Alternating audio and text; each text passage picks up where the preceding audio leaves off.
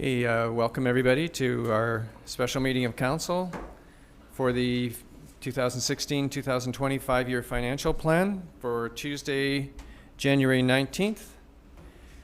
This is the departmental budget presentations this morning for administration, finance reserve fund, information technology, and the equipment replacement reserve fund. Council just want to change the order, just swap number 3 and 4 on the agenda so that it's equipment replacement reserve fund followed by information technology. Could we have a motion to approve the agenda as amended, please? I'll make that motion, Mr. Mayor. Seconder? Second, Mr. Mayor. All those in favor? Carried.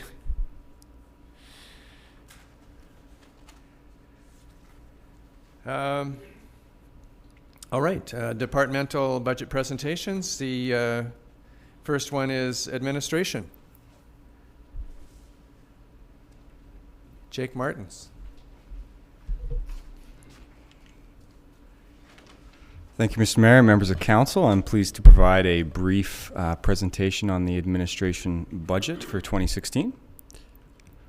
So there's really only 2 major components to administration, and that is the city manager and the city clerk's department. The city manager is, of course, the chief administrative officer for the city and undertakes the overall management and operations of the city. He is directly responsible and accountable to council and is in charge of implementing the direction of council and providing advice to them from time to time on operations and affairs of the city. The clerk's department comprises of the city clerk, myself, and 2 full-time receptionists. Essentially, we provide the corporate administration for the organization and are both a service and information hub for both citizens and businesses and city staff. So we also provide freedom of information and privacy to both council, the city, and residents. We are responsible for agendas and the preparation of those with minutes. That includes records management and executing legal documents on the city's behalf. And of course, city elections are also under our purview. So that happens now every 4 years. We are also evolving in some of our services. So we are providing an increased role in communications, primarily through social media, but other forms as well. And another large portion of our work is responding to the directions of council. So when council makes motions or direct staff in a certain manner, then we are responsible for ensuring that action gets carried forward and is brought forward to the respective staff. So looking specifically at the budget items, so you'll see here the figures for both the city manager and the municipal clerk for 2015 right through to 2020. I'm aware this is essentially a status quo budget. There are no major increases proposed or service changes for that matter. Specifically within the clerk's department, that line item or the total line item includes both wages, but also wages for our casuals, and also includes advertising that the city does primarily as a response to our legislative requirements. So when there's a public hearing, when there's other bylaws that are coming forward, we are required by law or provincial legislation to advertise those issues. You'll see specifically there that we have budgets for legal services, the election expense, which of course is not scheduled to reoccur until 2018, and damage claims that the city has from time to time. There is a number of ways you can access information about the city, and we'd of course like to remind the public and encourage them to make use of our social media platforms, but also our website as well. I would be pleased to answer any questions. All right, Councillor Paulson. Just under the municipal clerk's department there, and don't need an answer right now, but maybe just some more information coming forward. Between 2015, which is at $375,000, working forward to 2020 to $413,000. I just wonder if we could get a little detail on maybe what those increasing costs might might Absolutely, yeah. entail I can and- certainly follow up with and Yeah. provide you with that detail. That'd be great. Yeah. Thank you. Any other questions, Council? Councillor Minions? Thank you, Mr. Mayor. For the election expenses, I noticed that we put, it looks like $10,000 in years that are not election years, and 45,000 in the election year.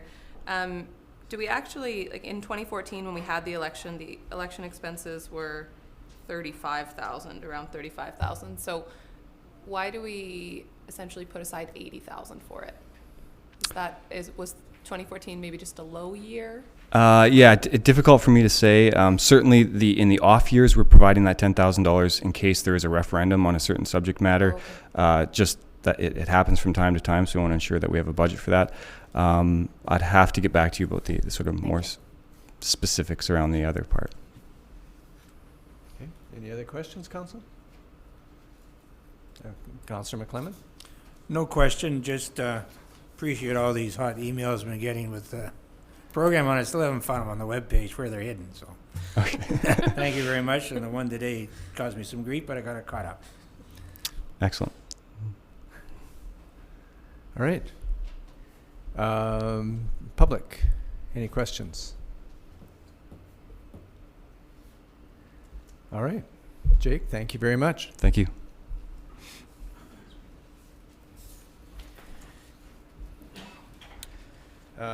Director of Finance, Kathy Rothwell, we're looking at the Finance and Reserve Fund.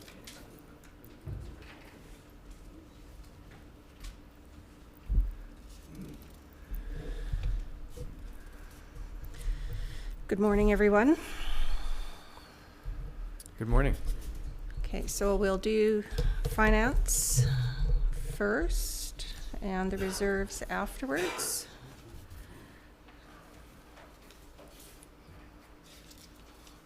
Okay, rocket science, there we go. Okay, the finance department is administration. It's citywide. Finance covers the tax and grant revenue streams and admin expenses. We do the billings, collections, payroll, reporting. Business license issue administration moved from planning to finance in 2015. And we launched Tempest My City in this just a couple of weeks ago, which provides online customer service and eventual migration to paperless billing. So our revenue streams, of course, property taxes and levies, federal and provincial grants, investment income, interest and penalties, that's on property tax and the utility billing. We operate 14 funds, 3 are operating, 3 are capital, 8 are reserves. And then in the administration, it's payroll, accounting, risk management. We collect taxes for the other governments, for the province, for the schools, for the regional district. We manage the cash flow, we manage the investments and the borrowing, and we do the reporting to various external agencies.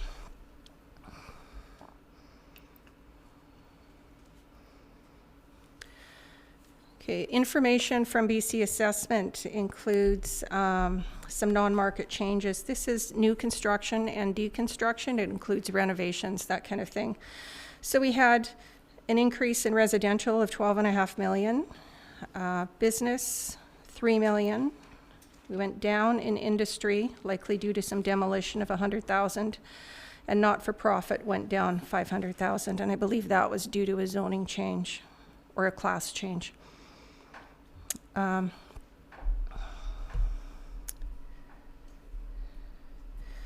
We have an increase in our transit revenue of about 11%. That was reinforced by BC Transit's presentation yesterday, with the expected ridership increase. Our investment income is expected to be at 2015 levels. We did move the investments from MFA over to Raymond James, and we're getting higher yields, but the interest rates are quite low right now. We get grant funding for the small community protection and traffic fine sharing. That's up about 10% for 2016.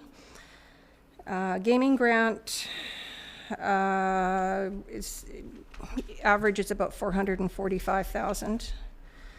And we're getting some money from Fortis with the 3% that they're collecting from the residential customers. We're not getting very much for 2016 because their full disbursement won't be realized until 2017.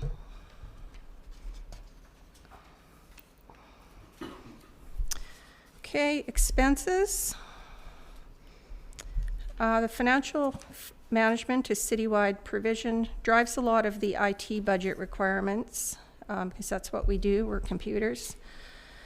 Sometimes our limited resources translate to delays in delivery of services and reporting.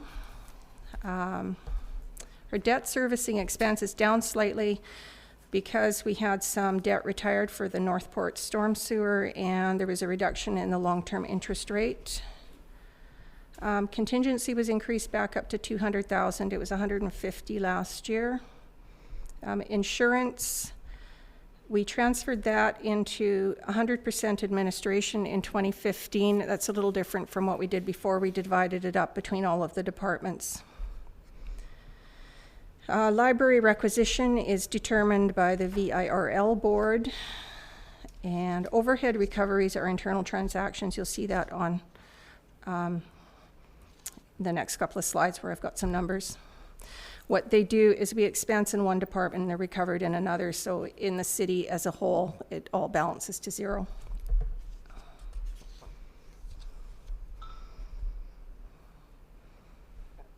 Okay, and we had an increase, back to the insurance for a minute, we had a $75,000 reduction in premium from 2014 to 2015 because we changed brokers. And then we had a $7,500 increase for 2016 because we had some asset valuation changes.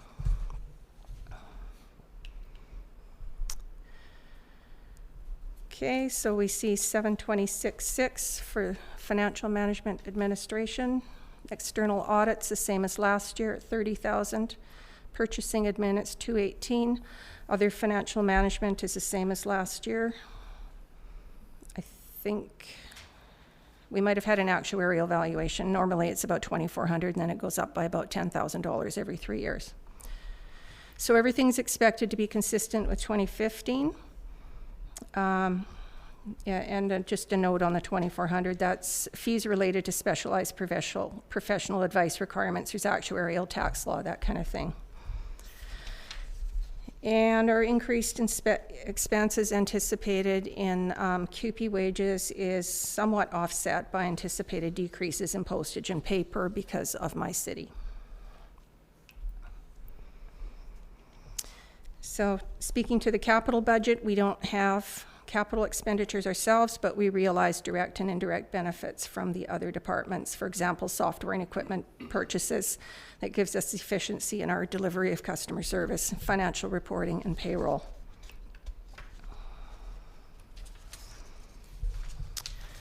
Okay, we have the risk to assessment role.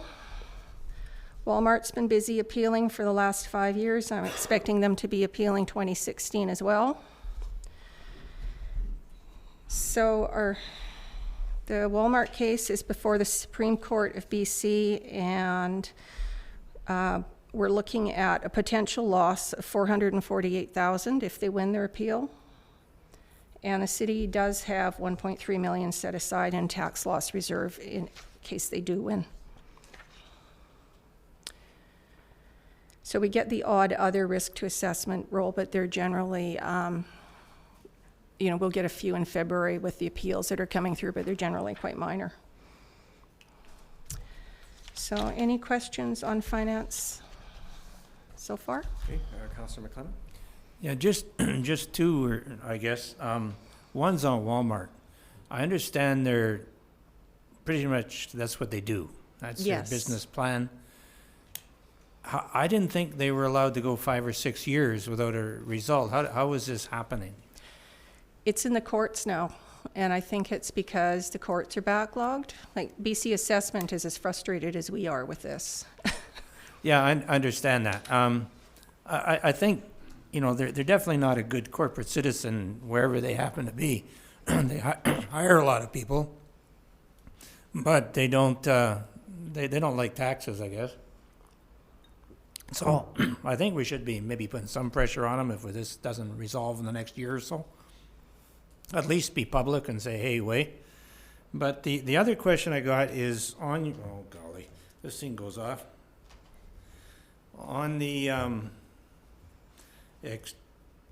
coming up. Now, on your list there, you had a page, on page 165 or page 16 of the financial is where the financial management is. And you listed these figures out, exactly what I've got here on the thing. But I'm just curious, the 6.4% increase on 2015, that was over 2014. Am I correct in understanding that? Can we have that slide up? Okay.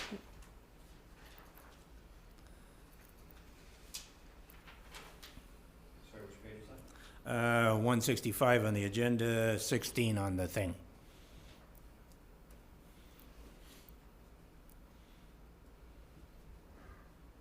It's just the numbers that you had on your thing, but your presentation. But I happen to have this open, and so that's where I know the page number. Okay, so is the increase from 2014 to 2015, the 6.64? So that's what that is.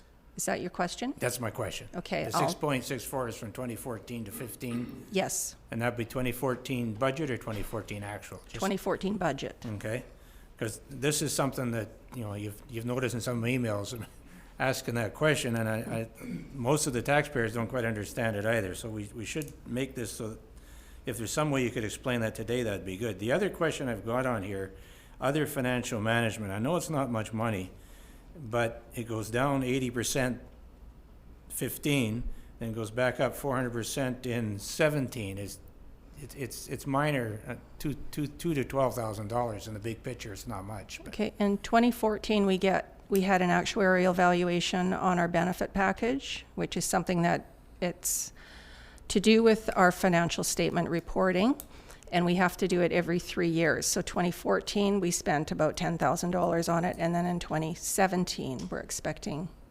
to spend $10,000 on it. It's a valuation that's required by the auditors. Okay. And exactly what is purchasing administration? Where else are those numbers, or are they? Or? That's our purchasing department. We have a purchasing clerk. We have warehouse space down at the Public Works yard. And that, Yeah, so inventory. that this is the only place this shows under your budget then? Yes, that's right. Okay, because some of the things, like you say, they go sideways, and I'm just, balanced to zero because they're internal. Just wonder if that was one. There is a small charge in the purchasing administration, about $25,000 for finance has the expense, but engineering, Public Works gets the credit in a recovery. Okay, that's good. Just if you could, maybe not today, but sometime before these sessions are over, maybe on a screen explain how all these percentages are. Like there's the ones up above that 10% was referring to 5 lines up, and I didn't figure that out until you explained it. Oh, on the summary, yeah, that refers to the subtotal line. Yeah.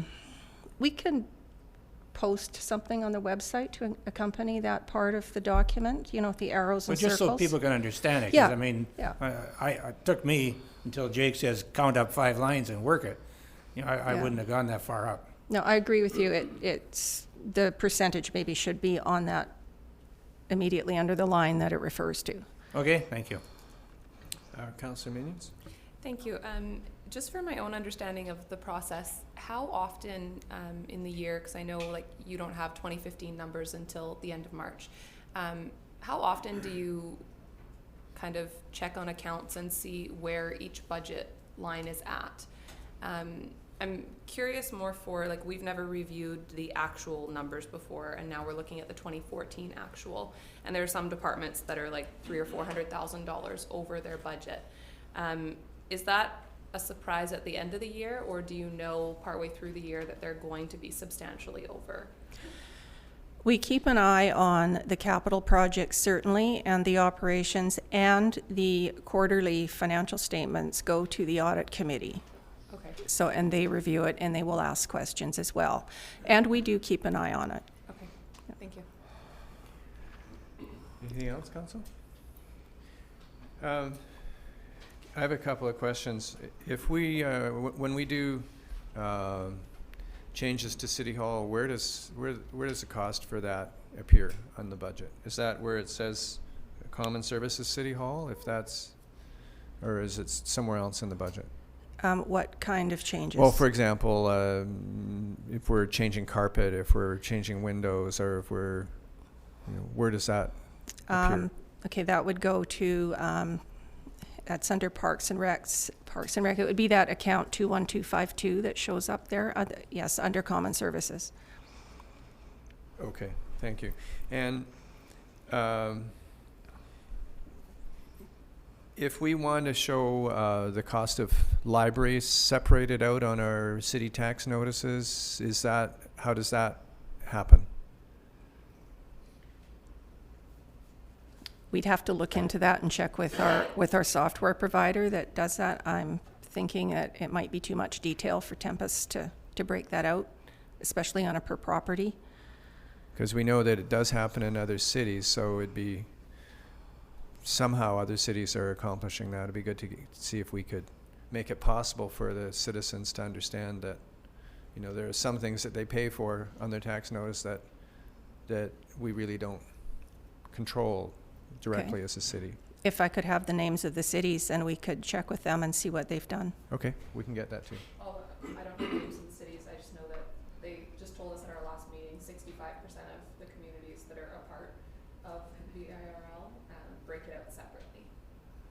So the majority, I don't know which ones specifically, Okay. just like school board, I don't know, it's just broken out of general taxation.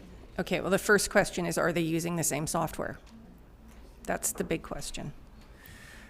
But we will look into it, yes. Okay, thank you. And the insurance that you're mentioning, is this for building insurance, liability insurance, insurance for illness? No, everything except vehicles, liability, and buildings, city assets. Okay, so then if we are having insurance for employee illness, where does that appear? That's covered in the payroll. And including if it's exempt staff? Yes. Okay. And the Walmart, they've appealing here, obviously. Do they appeal their assessments everywhere in British Columbia? Yes. Well, they may not be doing it everywhere, but I do know that Prince George is in the same position as we are. Okay. So. Okay, thank you. Anything else, Council? All right, then, thank you very much, Kathy. Okay, thank you. So we'll go to reserves next.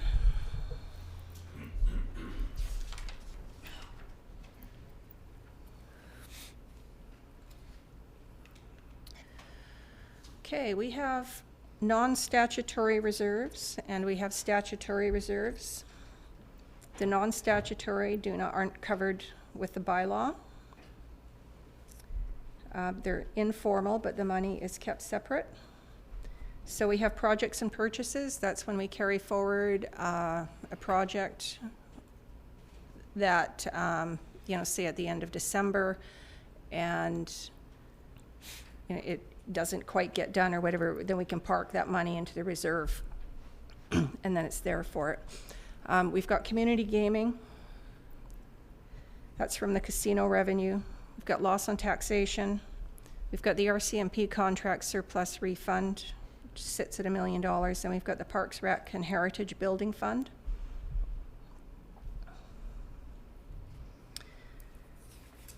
We're required to do annual reporting on the Community Gaming Fund, and all funds received are spent on economic development, community development, and McLean Mill.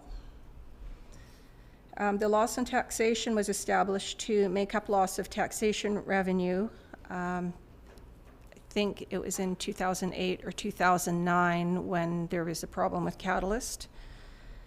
And now we have that to soften the blow, if any, comes from Walmart. And our OIC went through the RCMP contract surplus yesterday. And the Parks Rec and Heritage Reserve is a percentage of the annual revenue is put into that fund every year, and it sits at about 1.5 million right now.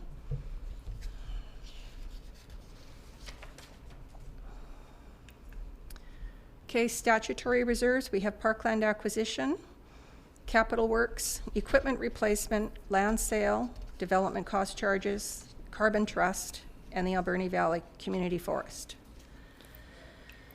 So parkland acquisition, here's a continuity schedule that shows the interest coming in and funds going out. 2015 purchase there, 102,000 was the Gertrude Street property. And half of that came from land sale, half from this account. And the estimated balance at the end of 2015 is about 38,000 with a little bit of interest income going in.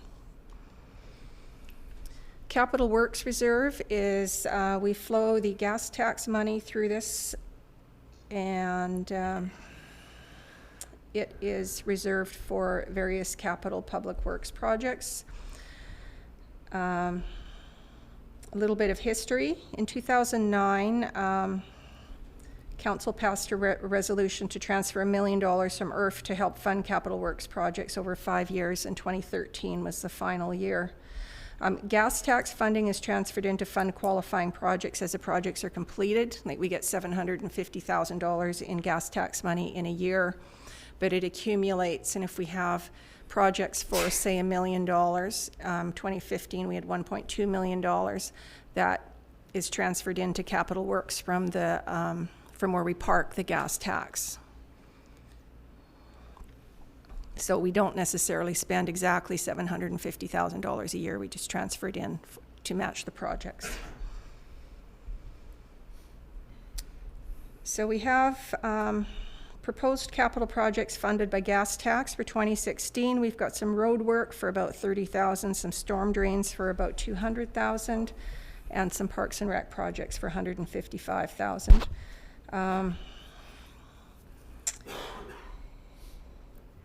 And that includes some road widening. The engineer can speak to that more. Some storm drains, the Roger Creek Trail, Lower Creek Dry Trail, Bob Daly. And 2015 expense, this is for roads, trails, storm drains, building renos, liquid waste management plan, capacity building for sewer, and replacement of the roof at Abbey Field.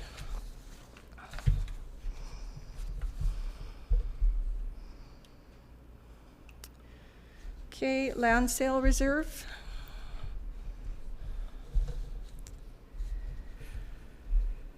Had a few things. Yeah, we transferred in half of the excess RCMP surplus, and then we had an off-street parking reserve that was sitting around for years and years that we thought we transferred into land sale.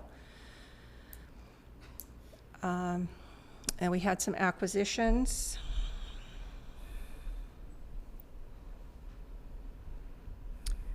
That was for 3rd Avenue property for the Dry Creek project, the Gertrude property, Harbor Key washrooms, and let's see, there was a little bit, 25,000 carried forward. The sales and acquisitions in the future years, those are just an estimate, the 100,000 and the 50,000. You know, those are just really broad estimates because we don't know what we're going to be buying, what we're going to be selling. And this fund is definitely restricted. The contributions come from the sale of city land. The funds have to be used for land purchases, road construction, sorry, they have to be strictly to do with the land and city assets, buildings, that kind of thing, marketing.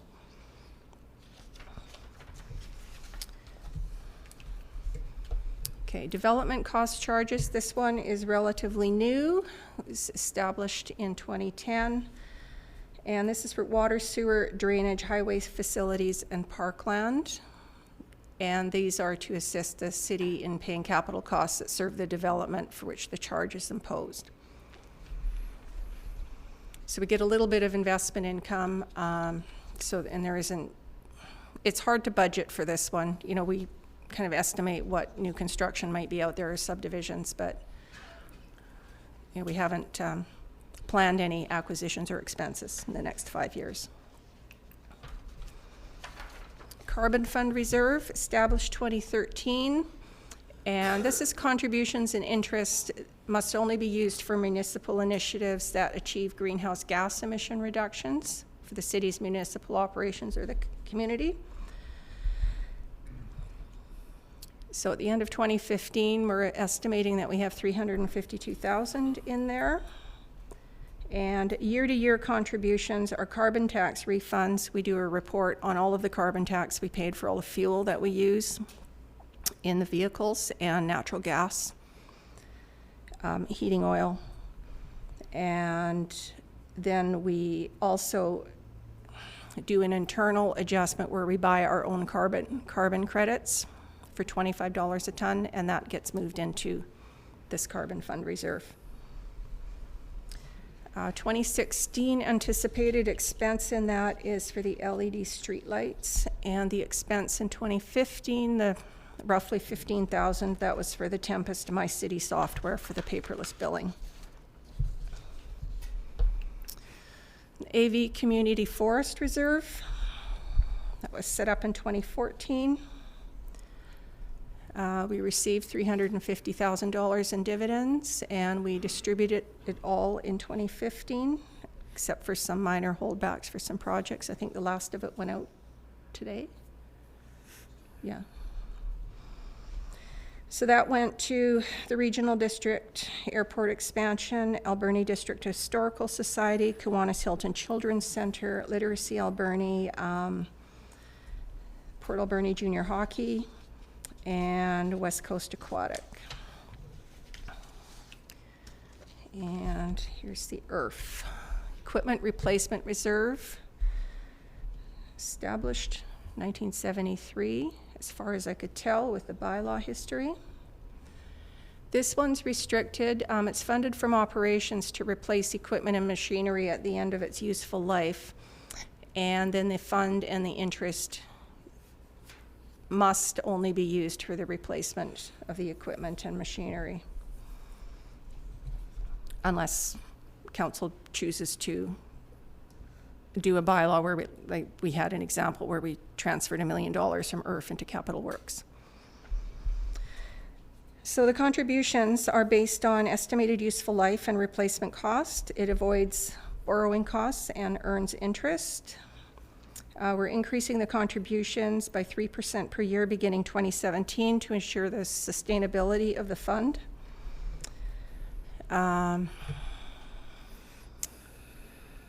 Okay, we get quite a nice chunk of interest income on that, close to, you know, $50,000 a year. The transfers from general revenue starting in 2016, that is to pay back for the phone system, because I think we financed that one through IRF just recently. We have our IRF contributions through operations, and then we have our planned equipment purchases under the expenses. Trade-in allowances are always credited back to the fund. And proposed 2016 expenses for equipment due for replacement, and a couple of other department managers will go into a bit more detail with that. We've got the continued evergreening of the computer equipment, fire department generator, and some console equipment, a couple of vehicles. I've recommended that we put the City Hall generator backup power through IRF, and then Parks and Rec has a brine unit. And vehicles and equipment will be presented in more detail by Public Works and the Fire Department. So, if the Superintendent of Mechanical Services would like to go through the detail for the equipment, I'd be happy to hand it over to him. That'd be great. Thank you. Can take the questions afterwards. Council, are there any questions before? Councillor Sobey? Thank you, Mr. Mayor. Pretty much I'm just What was last year's RCMP surplus, the total amount? Do you recall? Just shy of 600,000. Okay. And I noticed that on the land reserve, we have 286,895. Where's the other half? It was supposed to go towards the pool. That sits in a non-formal Parks and Rec reserve. Okay. I don't do a schedule for that one. Okay. But do we know if it's a line for the pool replacement in the future, or is Yeah, it? it's in its own account at the Raymond James Investment Broker. Okay, thank you.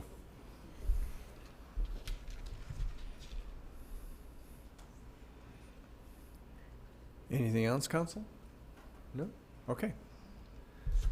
Here we go. Details for IRF. Okay. Sorry. Morning, Mr. Mayor, Good morning, welcome. Council. So for this 2016 year, we have slated 2 vehicles up for replacement. And the first one here is a 1995 Ford Econoline van. This one here is 20 years old. It was scheduled to be replaced 6 years ago, but we have decided over each year we always do an evaluation on the each equipment as it comes up. And we extended the life so far an extra 6 years on this one. This vehicle is 140,000 kilometers on it and is used by our engineering tech in City Hall here. And we have slated for it to be replaced with a smaller cargo van. With technology today changing all the time, and his technology equipment is changing as well, so this is quite a large van, and get into a small type van similar to a Transit Connect or a ProMaster City type van. That would suit him just fine, and he still needs the cargo space, the volume for all his equipment that he still needs. So a smaller one, which is more economical, makes sense. This one here, it does show the fuel cost that we did on it last year, as well as maintenance cost is shown as well. Replacement that we do have in the year for it is $31,000 at this time. This vehicle here, we also, being that it's the age of it, we're having issues with getting parts for this van. We have a spare parts van that we replaced a few years ago, so we have been using parts off that one to replenish to keep this one here going. And it's just this time it's just time to replace this one now. Next, we have in the City Works Department is a 1996 utility dump truck. This one here it's a 3500 series chassis on it. It's 19 years old. It's got 288,000 kilometers on it. We would like to replace the chassis only on this truck. The dump box is still in good shape. It's a special made 3-way dump body on it, and it's all we would do is refurbish it and do a little bit of TLC and put it onto the new chassis. This vehicle here, as you can see, the maintenance expenses cost us quite a bit last year to keep this thing going. It's been spending more time in the shop than it actually has been at work itself.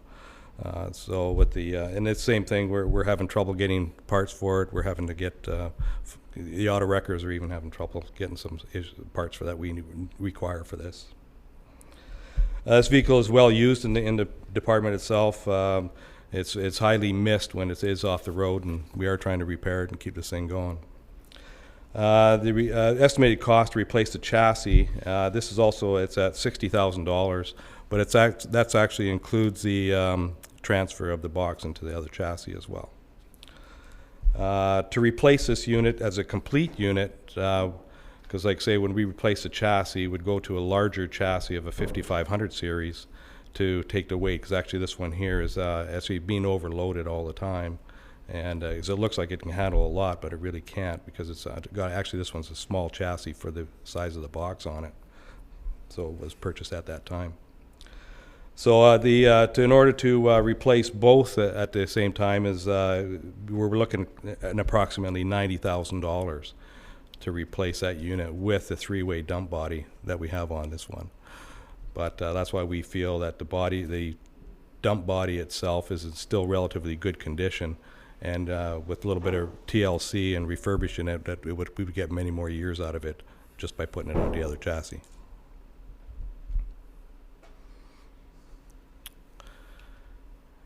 And that's all. That's it? That's Okay. it. Thank you. So Any I questions? have a question about the van. Is it possible to replace it with an electric van, electric vehicle? I noticed one that was for sale at the junction there as you at the lights as you go into Coombs, the Highway 4 and the Coombs. Anyway, there was an electric van that looked to me like it may work for. It's relatively small and so on. Is it possible to replace that? Right, it's possible. I haven't seen that van, so I'm not sure how to comment on that one. Some of the electric vehicles that I have been searching out, we've been doing some investigating on electric vehicles for use here, and it is a great idea. I think it will fit nicely into our fleet somewhere here. We're still gathering information on the electrics. Answer to your question, I think the van. Like I say, he still needs at least 100 cubic feet of volume space to house his equipment in. So if that van is, if it's roughly around that size and would fit for him, it's possibly we can look at that too, for sure. Yeah, certainly like to explore the possibility. We can explore the possibility for sure. Yeah. I also noticed, and I don't know if it fits within your area of responsibility, but we have a Cavalier that is used by IT that seem to be getting close to needing to be replaced? Yes, that there was actually, that was part of the package deal with replacing the bylaw enforcement vehicle from last year. And so what to do with this vehicle was basically to put that one up for sale. But the van that he was using, the bylaw inspector, we were replenishing that van, the city van, and going to allot it back to IT department. Oh, okay. For the IT department to use. And we were going to dispose of the Cavalier. Okay. So I know that as council we've talked about it a number of times, and if you need to, we'd certainly be prepared to look at a motion to, whenever possible, replace our vehicles with electric vehicles. Yep. Which then, of course, would mean we'd have to get an electric charger installed in the city parking lot or what have you. Yes, for sure. Like I say, we had, when we're looking at it, the IT van, the one that's going to be slated for it, is up for replacement in 2017. Oh, okay. And so we're trying to gather information, and I think that most municipalities and cities around right now are the electric vehicles are being used in the municipal hall aspects of their positions. So like there's IT departments, building inspection, managers, and even being used by city councils. So housing an electric vehicle up here I think it's a great idea too. Mm-hmm. The models and the models are changing constantly. The technology is really changing quick, from last year to this year to next year. So in some of the, we're talking just plug-in vehicles. Just fully electric vehicles, not the hybrid plug-ins. So like the new models that are coming out, like the Chevy Bolt, that's a brand new one for 2017. The range is an astronomical difference from this year to next year, and it's all to do with battery technology. So that's what's changing in the systems.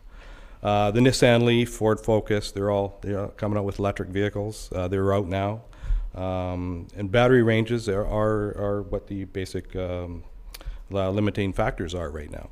So, and they're ranging anywhere from 80 kilometers to a charge to 200 kilometer range for 2017. And so the range is all affected by the elements. Temperature, outside temperature, cold, could affect the range up to 20%, 25% on an electric vehicle. So your range factors. Geography, a place that has lots of hills is going to affect the range as well. Depends on the vehicle systems. If you have air conditioning in there, they have running with your lights on all the time, your wipers going all the time, depends on the climate. That all affects the range that vehicle is going to travel. Okay. Also, charging what technology, like I say, technology is changing so quick. Charging systems are changing. Right now, like I say, we have charging stations in town here at the Harbor Key, Victoria Key, and they're on a level 2 stage, basically 220, 240. So the charging rates are up to 10 hours to charge up a vehicle. Level 1, basically plug-in is 110. 120, something that you'd be able to plug in at home with a charging outlet, a special design charging outlet. So that'll factor, and that takes up to anywhere from 4 to 20 hours to charge. Okay, so the 220 systems that we have out there, that they range up to the 10 hours. The demand load is roughly like having a kitchen stove or a clothes dryer running for that time. On the 110 systems, it's like having a 1,500 watt air conditioning unit running. Okay, so there is a demand load. There is a trade-off somewhere. So they do have out now, which technology is changing. They're putting fast charging stations around the country, and those are 480 volt systems that can give you an 80% charge rate in 30 minutes. Okay, so it's coming. It's definitely coming our way. The vehicle costs, they're running anywhere from $30,000 to $40,000, depending on, and that's based on what size batteries you're going to get for it. Because there's like a 24 kilowatt hour battery. They're lithium ion batteries, or a 34 kilowatt hour battery that you can get for it. It's going to pay a little bit more for it front, but get you a little bit longer range. Sort of similar to your cell phone. You have your different, they're lithium ion batteries, so your charge rates are different, depends how many ampere hours you're on them. These vehicles are basically the same rate. Charging outlets would have to be installed at City Hall and also at the works yard as well, and for into the shop. They're not like the stations, they're just basically outlets, special designed outlets for them. Maintenance we need to be training our mechanics as well. So there's some maintenance costs as well for that. Warranties, the warranties on these vehicles are basically they're 3-year basic coverage warranty, 5-year powertrain. Now the battery warranties, they're all increasing. They're 8 years now, is what most of the manufacturers are going to. So, and then we're also looking into grants too. So there's there are some provincial incentives out there. Some manufacturers are $7,500 and some are $8,500. And I know that BC Hydro used to have a grant out there too, that last year that they were giving municipalities to get on board. And so I'm not sure if that's still running this year. I'll have to check into that, see on that. And the province had a grant program that they felt was going to last for 3 years, and it's actually going to end in April of this year because there's been way more buy-in than they anticipated. Sure, yeah. So there's lots of options and cost factors and what the usage would be. They are small vehicles, like they're not, there are they say they're 4-door. They may hold 24 cubic feet of cargo volume at the back, 30 basically with the back seat down, so you can still put some stuff in there. Like I say, I think maybe for IT department hauling around their computers, maybe, we'd have to look at that. But the ranges is a big thing, and like I say, every year it's changing, and it's also improving, right. which is great. Yeah. Well, we don't need a Model S, but I'm sure there's others around that could work. There are, yeah. Okay. Councillor McClement? Yeah, just, excuse me, a couple of questions. So all we're needing to take out of the EARTH fund this year so far is the 2 vehicles? 2 vehicles, yeah. There's no equipment in Parks and Rec or in anything like that? I think, I think Teresa Kingston will be commenting on I think there's a brine system, something to be, tank to be replaced. And that'll be from the EARTH fund? I think so, yes.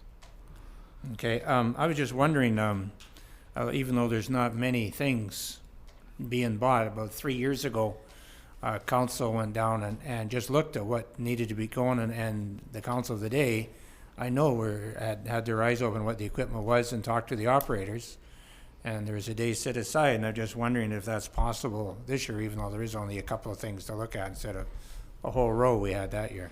Yeah, yeah, one is housed here at City Hall. One vehicle is parked at the department on the side here, and the other one is down at the workshop, for sure. And it might be good just to see all the equipment, just to know what we got. Yep, we did that last year. Yeah, Oh, for sure. you've done that before, and maybe this council made it one day. I didn't make it down this recently, but if not, then it'd be good to do that. The other questions I've got are brought up by the mayor.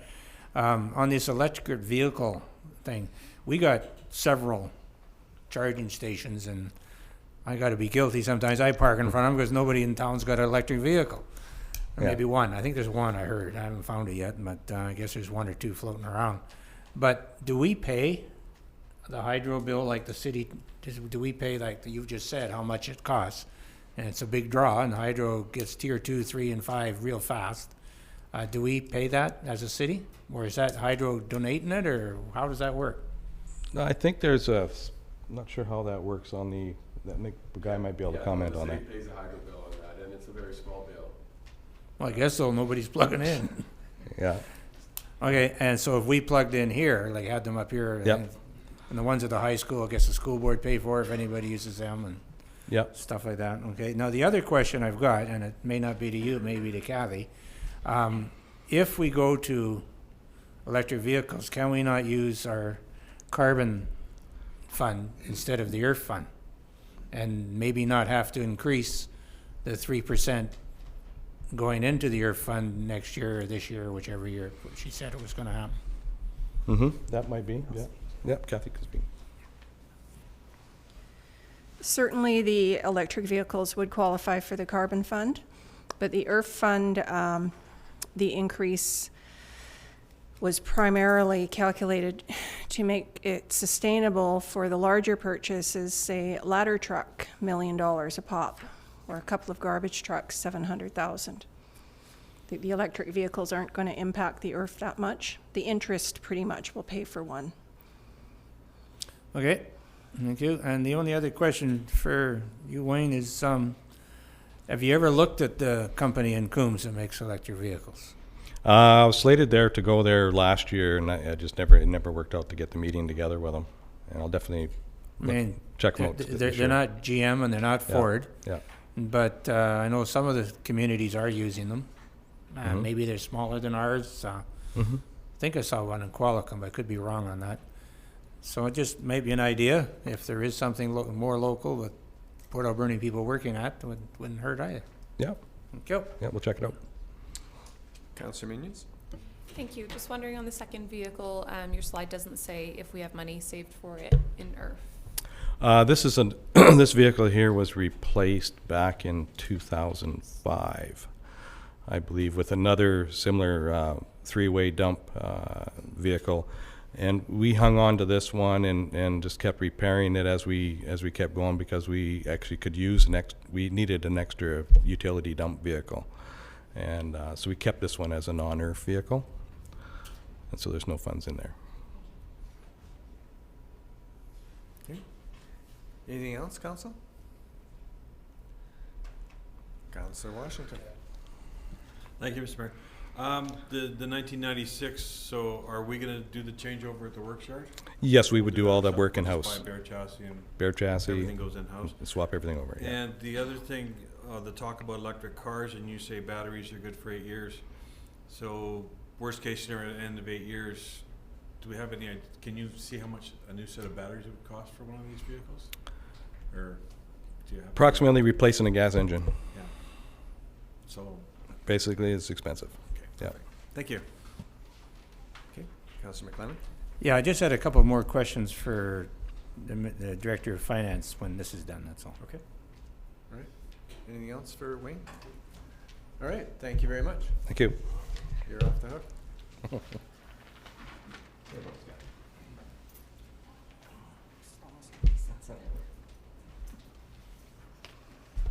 Yes. Okay, thank you.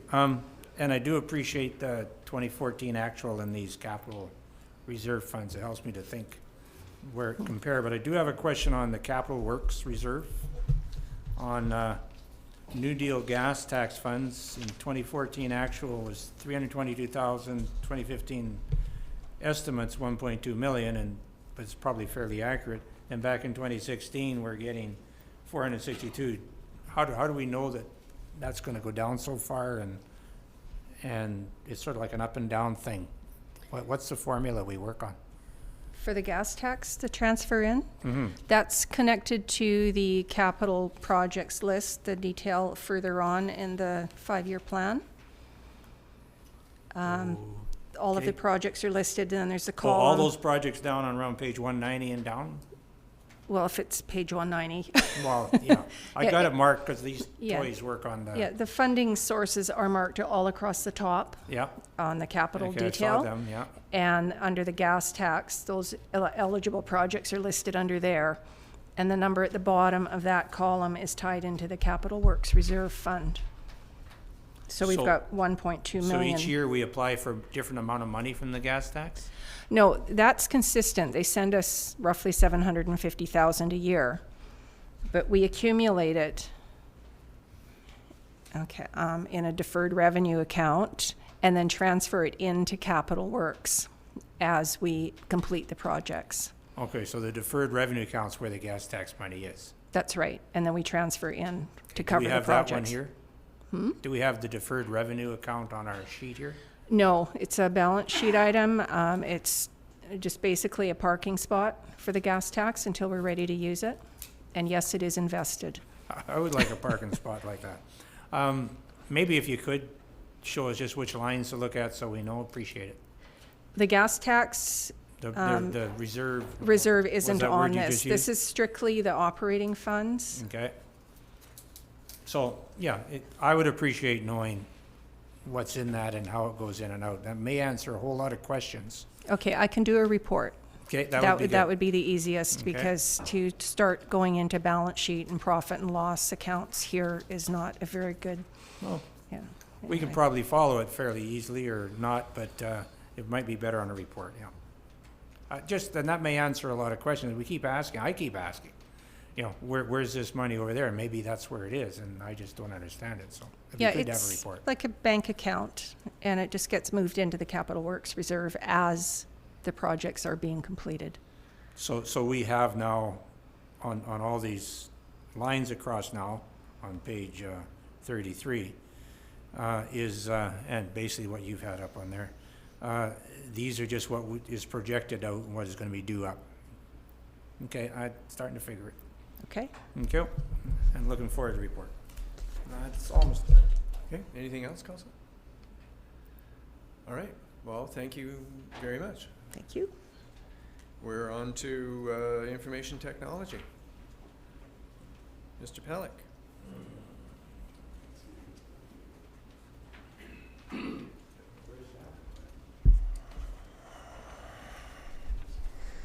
Good morning.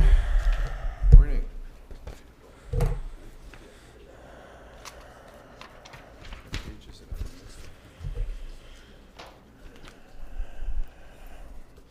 So it's a bit of a cloudy day, so I thought I'd throw in some cloud humor.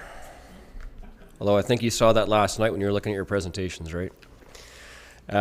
It's just a little bit of humor. It does kind of point to what I'll talk about a little bit about data centers on site versus using data centers elsewhere, the cloud as they call it.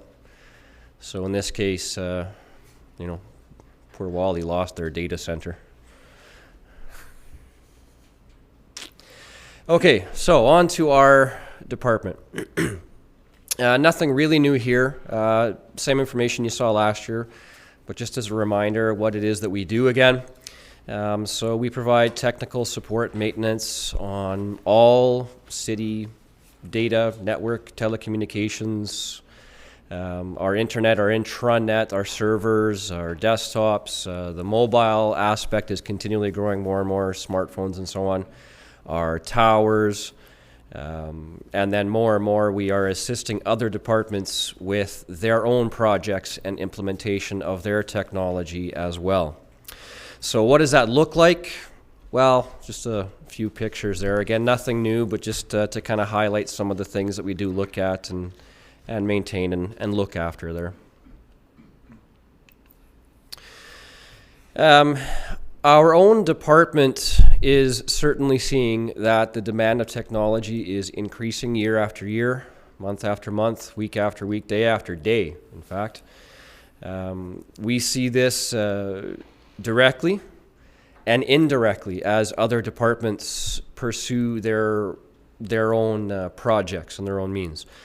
Just to give you some examples of what is in place and currently being used, we now have robotic computerized tripods that are being used and actually have been for a little bit, but it requires software. It requires a connection for the engineers to be able to use that, some training for them. Well, that's technology, again, right? It's no more just a simple level. Now there's computer features. Mechanics are making use of laptops to diagnose vehicle problems. Our waterworks staff are using mobile tools, iPads, with software that we've had a hand in developing over the past couple of years to save time of driving back and forth, to give them their information in the field. Kathy talked about the My City, the Tempest, the utility bills. It's been in place in many municipalities already, and we ourselves very soon will be starting to email bills out to reduce on carbon footprint. So again, just another use of technology. In the past year, we have undertaken and accomplished much as a department. If you think back to last year's presentation, there was a lot that was actually on the table for my department.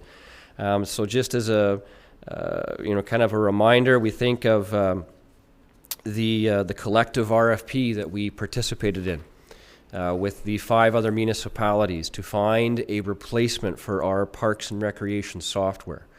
We were heavily involved in that. It ended up being a very good thing for us to do, to be involved in that, because we ended up finding a piece of software that was a fraction of the price that we had anticipated, and that what other vendors were charging. And also, they gave us a very attractive collective group discount too, the best group discount out of everybody we looked at. So Teresa will talk about that a little bit more as well.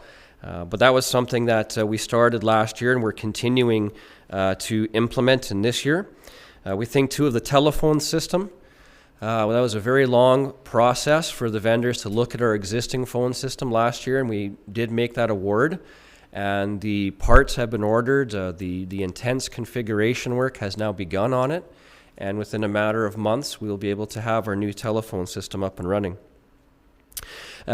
Even something that we're using right now also was a last year thing with the cameras and the audio-video upgrades. In fact, Councillor Alberni is watching us live right now from his work, along with, maybe I shouldn't have said that out loud. Whoops. Along with actually another 13 people right now. There's 14 people actually watching this live stream. So, the attendance here perhaps is maybe small, but it shows that, sometimes the investment on things does have a bit of a payback. Interesting thing with that, actually, by the way, this happened on January the 12th. I sent out a tweet. That was something that we've done recently, the social media aspect as well. I said, did you miss it? Don't worry, you can watch last night's recorded council meeting here, and I sent out the link. Within 2 hours, a Mid-Island News Twitter account said, Port Alberni Council on YouTube. When will the Nanaimo Regional District get on video?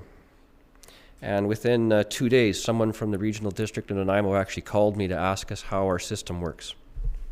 So I guess we were a favorable challenge to somebody else. Another thing that we've also done, we've started on a public GIS web map. It's taking a little bit more refinement than we initially anticipated. Sometimes this happens when you start taking on loads of information and data. You might see some gaps that need to be corrected or refined before you release it. And so that's what's the case with that public GIS web map. We saw some gaps in our data that had to be refined, but we hope to have that out for the public to look at and use very soon as well. Other than that, of course, we will continue to have these projects in mind as our strategy moving forward within our department. We're going to keep on supporting all of our departments. We will continue to maintain our infrastructure and we will continue to always look for ways to utilize technology to reduce costs and our carbon footprint. The next slide is just a little bit of how I see our department fitting in with Council's strategic plan, and there may be other areas too that Council sees or other managers see, but I see our department as fitting into these areas. The work that we do either directly again with supporting the computer systems, interacting with the public and so on, or supporting other departments who are using the technology to be able to minimize the tax increases, to ensure efficient utilization and to maintain infrastructure and so on. So I'm very pleased to say this year it's a 12.33% decrease from last year's budget. So the reasoning for that, it's actually a bit of a change from what I was projecting in last year when I stood here, because at that point, we didn't know how much our Parks and Recreation software was going to cost us. So if you recall last year, I had asked for $75,000 over 2 years, $150,000 total. Well, as I mentioned, we found this vendor that came in with a really good deal. So we're only, at this point from my budget at least anyways, we're only using the first amount. And then I've actually taken out the secondary amount from 2016. And that has brought my budget down. And then moving forward into the next several years is fairly standard increases, 1.47, 1.54, 1.46, and 1.45. This is just a little breakdown. Rather than looking at numbers, I kind of like charts a little bit better. So this is how our yearly budget gets broken down. So salaries and wages, about $300,000 or so. That makes up 3 full-time staff, 2 casuals. We've had one of our staff very unfortunately off on some medical leave for quite some time, and so one of our casuals has been filling in as a full-time staff, and so we've recently taken on another casual because we didn't have that casual position in a sense. So that's where we stand right now. That's what we're projecting for expenses. Software licensing around $175,000 every year. Contract repair services, supplies. The IRF computer replacement, that's money that comes back into the account. $60,000 every year from what other departments contribute to replace our infrastructure. And then the last account, the reserve for equipment replacement, is what our department puts into an IRF account.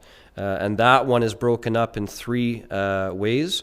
So that's $62,000. That is our percentage of the annual land infrastructure payment. And then it's our portion of the 5-year server upgrade cycle. And then as well, the 10-year financial plan or ERP software that we put into place a few years ago to make sure that we had money when it came to upgrading that. This one is the software cost. That's the $175,000 from this chart here, taken over to this, and this is how it's broken up by the city or by department. So the finance, the fire hall, the entire city, planning, engineering, parks, and rec. So you see the entire city, the software there that we have is the largest chunk, and that would make sense. It's the entire city. This is our annual Microsoft enterprise agreement. That's our Windows, that's our Microsoft Office, that's our server licensing. It also covers off our Microsoft Dynamics that's used primarily by finance, but the city makes use of it for purchasing, time entry, and it covers off some social media software as well as some Adobe creative software that's used by Parks and Rec for making brochures. Jake Martins uses it for making up our wonderful looking sheets and graphs and charts that end up getting printed out to the public. So that's how that's broken down there.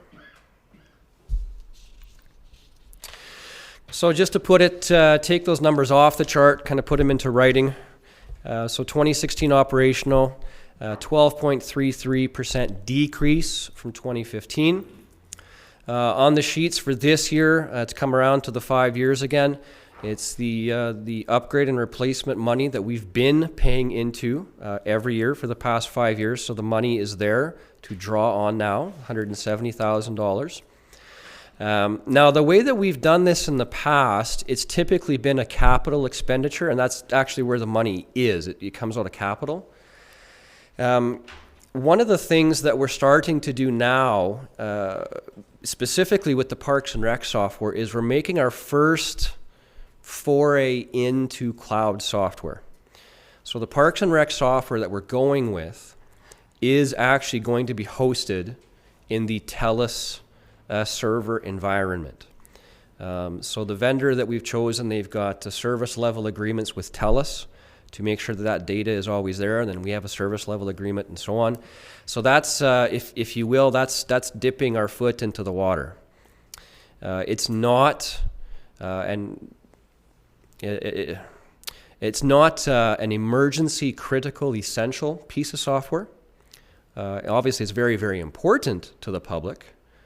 But, you know, if we lose power, if a tsunami hits, if an earthquake hits, people aren't going to schedule, you know, swimming lessons and things like that.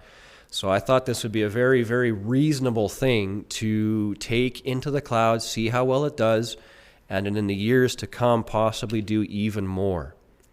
The one thing with the big difference with going to a cloud system versus what we've been doing is that when you pay a hosting provider, that's an annual operating expense versus a capital expense that comes out every 5 years. So if we want to change this for the years to come, you kind of want to plan ahead rather than just simply saying, you know, we're going to go to cloud now or make a full commitment or anything like that. And then the annual infrastructure replacement, $60,000. That covers off broken radios, things like that die, things we have to do to our towers, desktops, mobile computers, and things like that have to get repaired and replaced throughout the year. And then from 2017 to 2020, pretty standard projected increases over those years and standard capital operating expenses. And that's my presentation. All right, thanks, Jeff. Council, questions? I have a question for you, Jeff. If when city employees are paid through payroll, is it theoretically possible that an employee would get paid a different rate depending upon the job that they're doing? That actually would be a question that probably would be better answered by finance rather than me spouting off something I only have partial knowledge at. The question, so... I believe that yes, the short answer is yes. Okay. So then is it theoretically possible that an employee, when they're essentially signing in, could somehow be connected directly to payroll via their telephone in terms of what they're doing, or does all that data have to be hand entered? Connected to payroll via their telephone. Are you thinking of like a time entry type thing, or doing work through a phone? No, not doing the work from their phone, but just recording, you know, how much time they're doing for this job as opposed to how much time they're doing for this job. It's, you know, like... A time tracking type thing. Yeah. Back in the olden days, you used to go Yeah. you know, clock in, but now it's, we probably don't clock in anymore. Yeah, the technology is there for that, certainly. Yeah. Are we using it? No. Is there something that we could look at? I don't honestly know myself where I would begin. I would be starting from scratch on researching that, but the technology's out there. I mean, you think of all the vendors, and they've, like you said, the old card punching system. You know, they've gotten away from that to do other things. The technology has to be there. Yeah. The reason I ask is because I know that Qualicum is using a system sort of along that line, and I'm just wondering if that's the sort of thing that you get involved in, you explore the opportunities, because you're talking about ways to save paper and ways to become more efficient, and using your department to help the city move along. So Is that something you'd explore? Yeah, that is something that I would have a hand in, certainly. Qualicum is doing that? Yes. Yeah, interesting. I'll have to give them a call and see what they're doing. I can think of ways in my head that they might be doing it, but I don't know how they're doing it. But that would be something that I would get involved in, yes. Okay. Yep. Okay, thank you. Councillor Silly? Thank you, Mr. Mayor. I'm just trying to figure out here, do you have a percentage or variance as into service calls outside City Hall, i.e. fire department or the police station and so forth? Is it averaging every year, or is there more demand for you to be having to leave your IT office? Yeah, Mr. Mayor, I don't have it here with me, but the software that we use allows us to get that. I didn't bring that information with me. I'd have to bring it back. The RCMP will be different, though, because they don't use our help desk. We have to physically go there. Keith is spending, I don't know, how many hours a week on average? 7? Okay, about 7 hours a week he's been spending lately. Michelle, when she was here before she got injured, she was probably spending about the same. Once you get there, like for everyone else that hasn't gone into the system, Councillor Sobey is aware of, once you get there, it's their own computer system. It's entirely separate. So they have their own help desk, and it works very, very different from our help desk. There's branches of it that go back to Ottawa and then back down to the local municipality. It can be frustrating for the users. It can be frustrating for IT to resolve those issues. Quite often what happens is you get there and you start addressing the help desk, and then they see you in the building. And then they go, hey, come here. And that ends up contributing to the overall time that's spent. We could see how many help desk tickets are being opened and closed there. And during the process, when you do like call outs, let's say for the independent section, let's just use like the fire department or the RCMP. Does the city actually charge them for the service for the call for going out, or is it just come out of your budget? Yeah, it all comes out of my budget, with the exception of the RCMP. That's the only one that's separate because of the contract. Okay. We've talked a fair bit in the past, myself and finance and some of the other departments, about other ways of doing it. I don't know if it's really a discussion to get into here because it can be kind of long. There's advantages for doing a chargeback to each department, and there's advantages to have it come out of one budget, which is the way that it is right now. Okay. Thank you. Okay, anything else, Councillor? Councillor McLennan? Yeah, a couple of questions. I may have missed it because I was trying to find your presentation here in a big hurry, but I didn't hear anything that you're going to be purchasing this year. Is that correct? No big purchases? So I don't see any list down here in a capital projects budget summary, but under administration there's 170,000. Well, that's none of your. Okay, so I can't ask you that one. I guess the only other two questions I got is one referring back to the engineer's report last night, saying you needed a whole slug of fiber optics, and that was to help connect from place to place and maybe cut down a tree. And my understanding of fiber optics is that's a hard line, so you don't need to worry about trees. So how is that working there? I have one other question after this only. Okay, yeah, that's actually a very good question, Mr. Mayor. So the city engineer has talked with me about that, and I've actually initiated the conversation several times over the past several years too.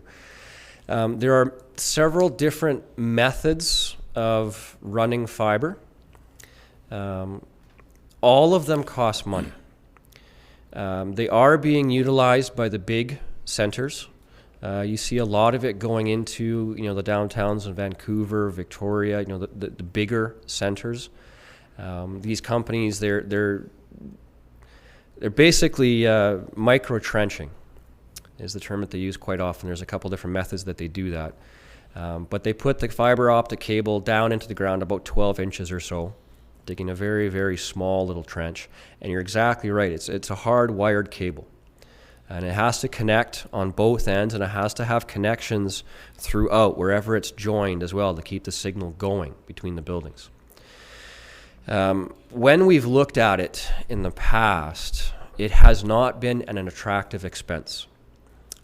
And the number from last night, yeah, that's a real world number if we were going to put fiber into Port Alberni at this time.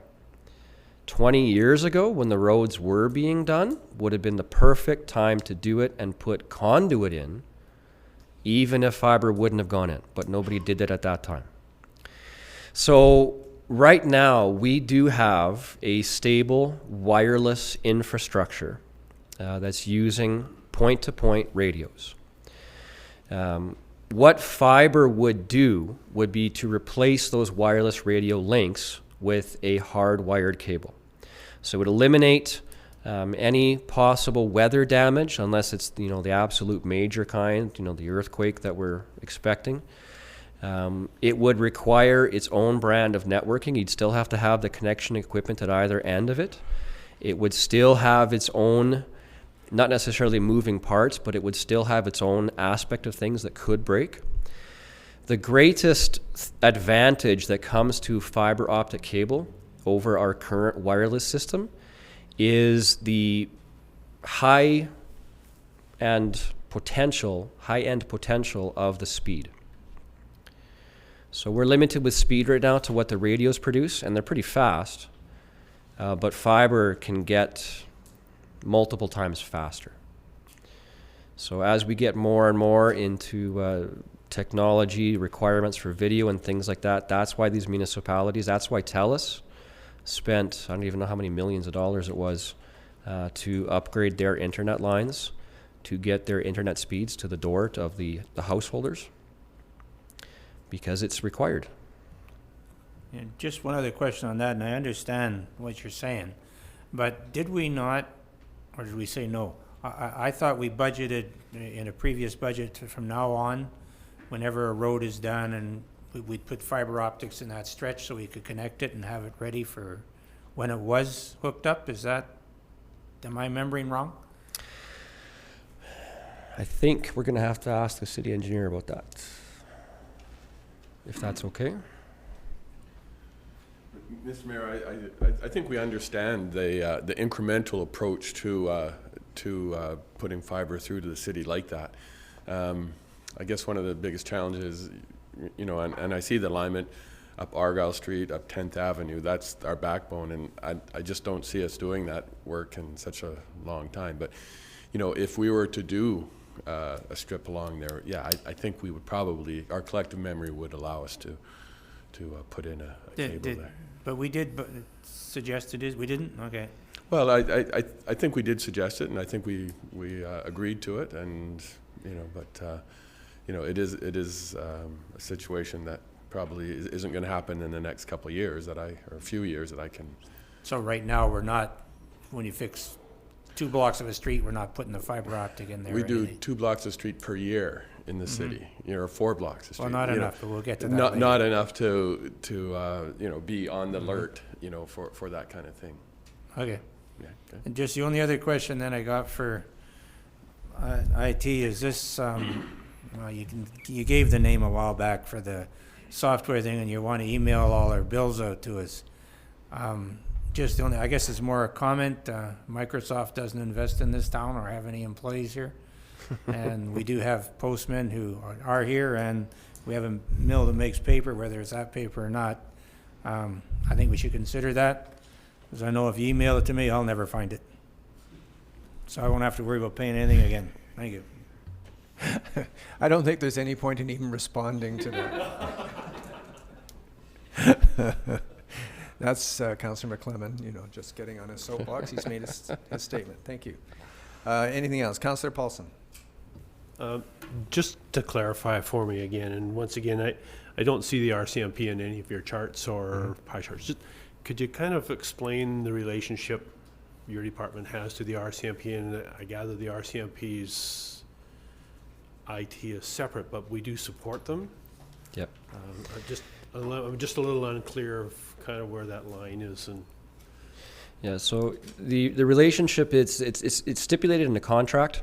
It's 90-10 for a municipality our size, the money that we pay versus what the RCMP pays. Other municipalities in BC have a different ratio in the relationship. So my department does not specifically charge them for the time. It goes into another account, which I can't remember right now. But it comes back in the larger form of the money that we get back from the RCMP. So there's a record kept of the amount of time that our department spends there for accounting purposes, and then that amount of time gets basically thrown into that larger amount of money from the contract, and that comes back to us. Now, in that contract, it stipulates that the municipality should provide IT resources. What it does not stipulate is exactly how many hours that is. So we've had a pretty good working relationship with them for several years. We take care of their issues as quick as we can. We spend more time there when it's needed, and we spend more time at the city when it's needed. Okay, anything else, Council? All right, looks to me. Question on that answer, if I could. You mentioned that the money that comes back from the RCMP is, you get some of that to cover this? No, sorry, I might have said the wrong thing. It doesn't come back into my department at all. We don't have any cost recovery in my department. It comes back in elsewhere into other accounts. I'm not aware of which accounts those I are. see. Well, I just understood that what you were saying was that some of it would pay for the expenses of going in there. And we did hear from the inspector last night that he's going to change that program, and the money coming back will go to hire extra officers. So just something I think we should think about and maybe talk about before this budget's up. Yes, Teresa. Can I just clarify something? Sure. If you don't mind, because I think it's important to understand the historical thing that's happened there. Is part of the RCMP contract is that we provide support services to the RCMP, whether that be the clerical or the records and the IT. At one point, we had a half-time municipal employee solely working in the RCMP detachment doing IT that came out of our budget. So it was separate. It's part of the budget that the inspector would have shown last night. That was increased to a full-time employee. And what we looked at is the usage and the need for a full-time employee at the RCMP doing specifically IT without any IT supervising them, and whether that was effective and efficient. And what we did is instead is brought that resource into the IT department so that the IT oversees our entire obligation for IT services, whether it be to the RCMP, whether it be, they're just treated like another department. It's our obligation under the policing contract to provide that support to their own IT system.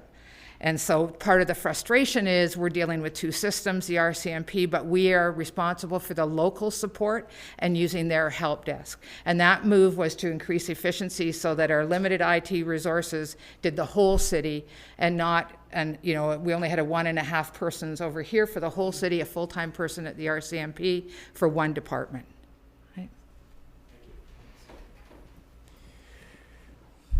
So, this is me speaking to the cloud. So, Councillor Alberni, if you can hear me, if you can see us, if you've got any questions, now's your chance. Email us right now.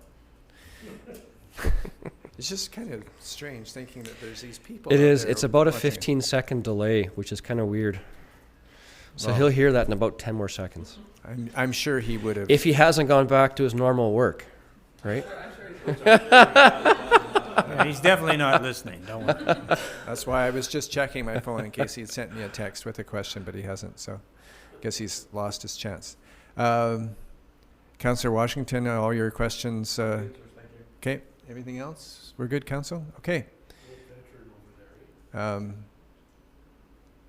Pellick, thank you very much. I Thank you. appreciate your time, your indulgence. And it brings to a close, unless council has anything else, it brings to a close our budget session for this morning. Council, are there any direction or requests for information for subsequent budget meetings? No? Guess not. All right, then a motion to adjourn would be in order. I'll Second. that. All in favor? Carried. Thank you very much, everybody.